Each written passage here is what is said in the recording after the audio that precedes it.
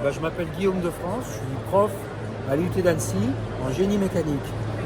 Et avec les étudiants, on mène des projets dans le domaine sportif, dans le domaine des véhicules à très faible consommation énergétique.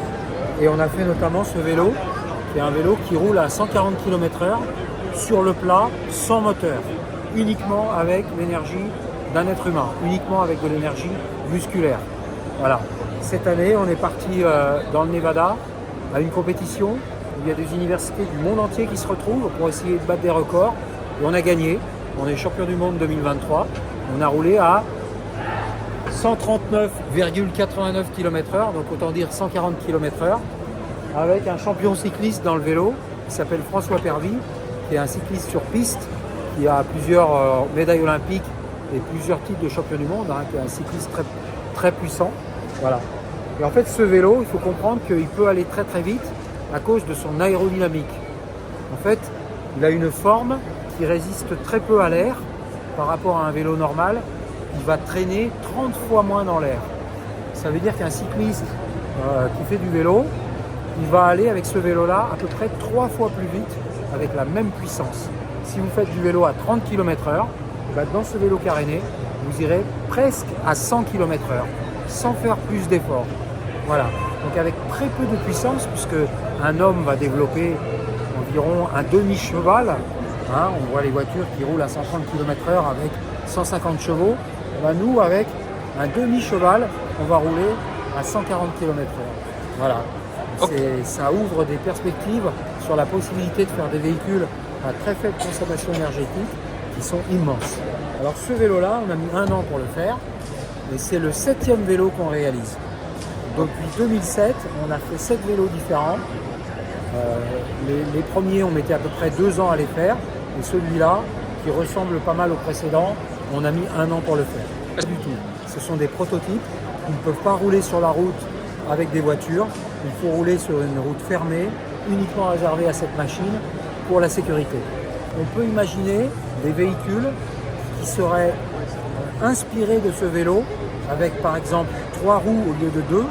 Donc avec 3 roues, on est stable à l'arrêt, et donc on peut rouler dans la circulation sur des pistes cyclables à des vitesses plus élevées qu'en vélo normal, en consommant très très peu d'énergie.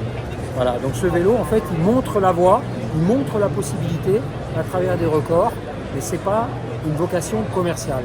C'est pour montrer les possibilités technologiques qu'on peut avoir avec uniquement un être humain. Alors celui-là, il s'appelle Altair 7. Altair, c'est le nom d'une étoile qui brille très fort. Voilà. Je m'appelle Vincent Billard, j'étais étudiant à l'université avant. Maintenant, je suis en école d'ingénieur et je les ai aidés à reconstruire le vélo. Il s'est craché en 2022, il a été détruit et il a fallu le reconstruire en urgence. Donc il y avait besoin de bras pour le reconstruire en 1 an et participer l'année d'après. Donc je suis revenu à l'école pour donner un peu un coup de main pour le réparer en urgence pour pouvoir participer en 2023. C'est incroyable, c'est une aventure humaine. Le fait de bosser toute l'année à fond, de se donner avec ses collègues sur un projet, on est tous derrière un but commun. Après, de partir aux États-Unis, de faire le voyage ensemble, on est encore plus soudés et on est vraiment tous unis derrière un même but. C'est top comme aventure, comme projet. Alors, c'est majoritairement les sponsors. Donc, on se rapproche d'entreprises autour d'Annecy, dans la région, qui veulent bien nous aider à financer. Il y a l'université qui nous aide, la région. Et en rassemblant assez d'argent, ça nous permet de prendre l'avion pour partir aux États-Unis. Parce que bien sûr, c'est des frais.